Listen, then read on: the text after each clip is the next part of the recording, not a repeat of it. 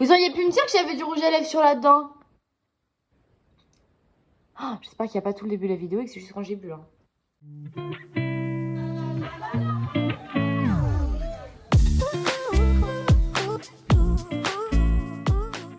Salut les kids, j'espère que vous allez bien. Moi ça va du feu de Dieu.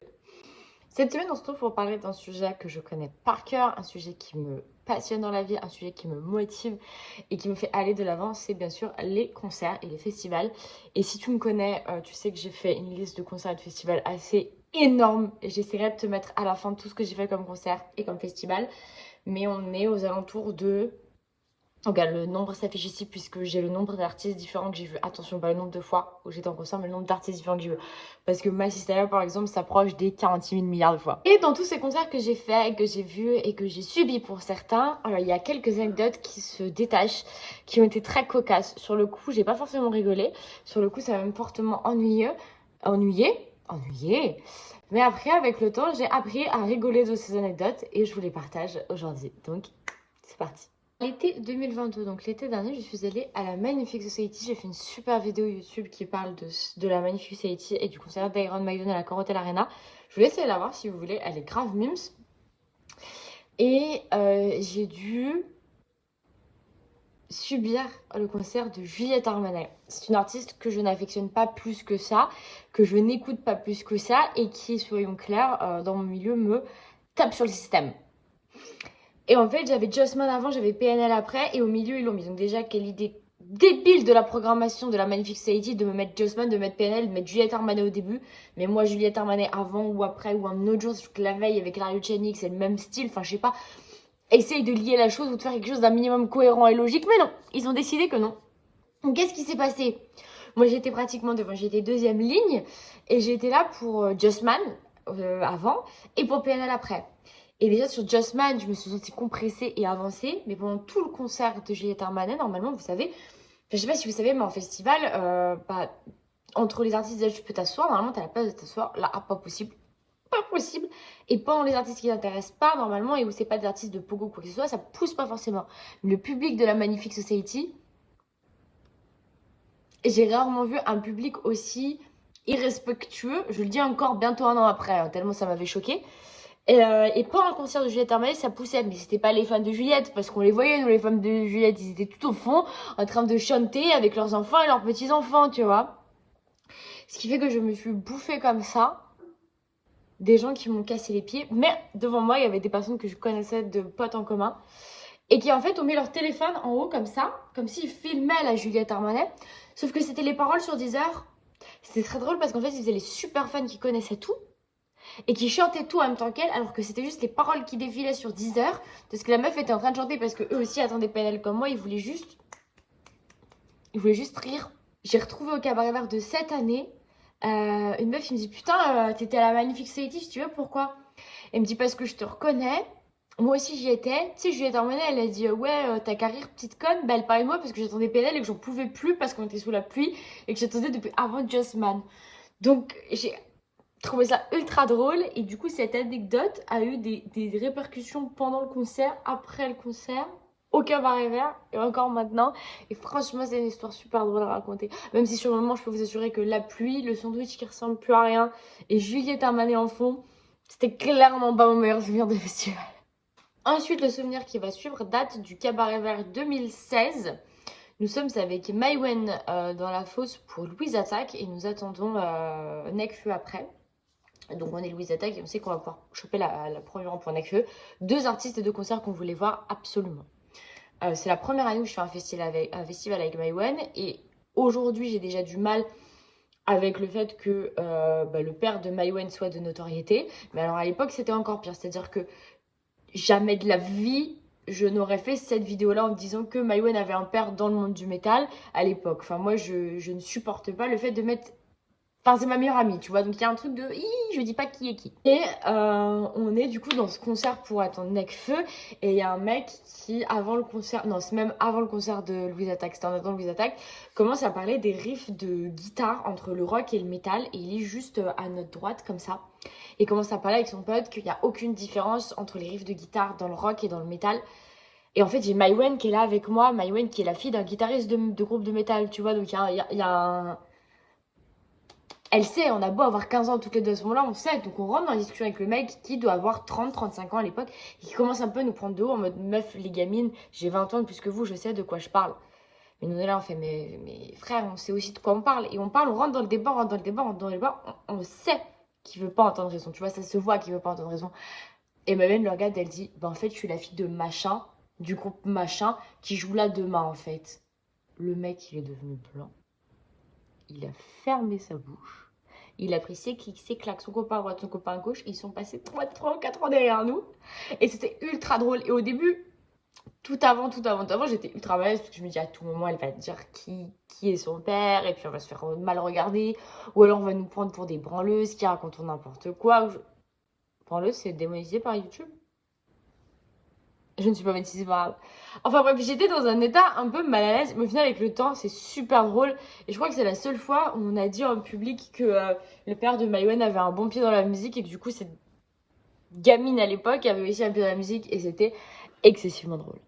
La troisième anecdote de concert date de novembre 2019. Fin novembre 2019, on part avec maman voir Massisteria à Brest.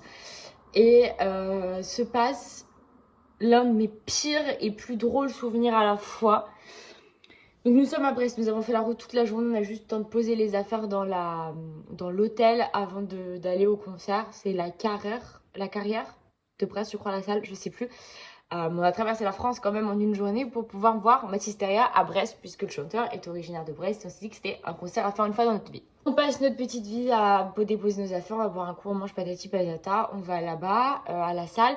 Moi j'ai ma tradition avec Massisteria, c'est qu'il faut que je sois la première à toucher la barrière et je me mets en dessous de Jamie le bassiste. C'est toujours comme ça a toujours été comme ça sera toujours comme ça. Donc je fais mon concert, tout se passe trop bien, pas de pogo dérangeant, pas de slam dérangeant. Franchement, le concert se passe plus trop, pas trop mal. Et je me rappelle qu'il me semble que j'ai pas eu tant de douleur que ça post-concert sur les jours qui sont arrivés après. Donc franchement, tranquille. Il termine, il y a le rappel et sur la dernière chanson, la dernière et des dernières chansons, la fin de la fin, un mec reslame au-dessus de moi. Et je le fais passer comme ça pour le faire descendre au niveau de la crash barrière pour que la sécurité le récupère et qu'il reparte. Et là, je sens un grand liquide tomber sur moi. Et je me dis, c'est sa bière, tu vois. Donc je fais comme ça, avec mes mains, pour enlever la bière. Et en fait, il y a des effluves d'odeur qui montent. Et à mon avis, dans sa bière, le mec avait éjecté des choses qu'il avait déjà dans son ventre dans sa bière. Ce qui faisait qu'il y avait un mélange de bière et des choses qu'il avait mangées au repas d'avant pour éviter les termes qui puissent vous... Voilà, j'espère que vous n'avez pas de réflexe vomitif. Et moi, je suis là, je fais... Et je regarde ma mère et je fais, maman, c'était pas la bière, c'était pas la bière, c'était pas la bière, c'était pas la bière. Donc le concert se termine, je fais la photo, j'ai les cheveux trempés. Je pars en courant après le concert vers les toilettes pour être la première à aller aux toilettes parce que vous savez, mesdames, vous savez à quel point les toilettes des filles sont blindax. Et alors celles qui vont en concert de métal savent que c'est blindax, mais un peu moins qu'en règle générale d'autres concerts puisque on est moins représentés, nous les nanas. J'avais envie de passer en premier, donc je me suis sous le lavabo, comme ça, nettoyer les cheveux comme je pouvais. Je suis arrivée à la séance de dédicace, je suis allée voir Jimmy, je lui ai tapé la bise, j'ai pris son bonnet, je l'ai mis sur ma tête, je l'ai regardé, je lui ai dit, hey, on vient de me vomir sur les cheveux. Et on a fait une photo incroyable. Et je ne l'ai plus jamais revue avec ce bonnet jaune fluo. Donc s'il y a des fans de Massisteria ici, et que vous voyez Jamie avec un bonnet jaune fluo à un des prochains concerts, sachez qu'il a été sur ma tête quand on m'a vomi dessus. Voilà, alors c'est très peu valorisant, un peu glauque, pas très hygiénique comme anecdote, mais au final avec du recul je la trouve excessivement drôle. Et de toute façon personne n'est mort, j'ai pris une douche en rentrant à l'hôtel. Et pour une fois je me suis lavée après un concert le soir, parce que je me lave jamais le soir, je me lave le matin, après les concerts, parce que j'ai la flemme. Et on a passé une bonne nuit, on est rentré à la maison le lendemain matin. La dernière anecdote se passe au Cabaret Vert 2017. Première fois où nous accueillons Roman dans notre duo avec Maïwen pour les Cabarets Verts. Et nous nous retrouvons 3 nanas de 16 ans au Cabaret Vert. J'ai des potes à Charleville et nous avons le groupe de potes on va l'appeler Mathéo, d'accord? Donc cette personne, cet individu s'appellera Mathéo pour les biens de la science, pour les biens de ma vie privée, de sa vie privée et de aucune remémoration d'histoire qui nous serait tous très embarrassante. Donc, nous sommes au Cabaret Vert cette année-là. Je revois Mathéo que j'avais vu l'année précédente et avec lequel j'avais beaucoup échangé sur les réseaux sociaux.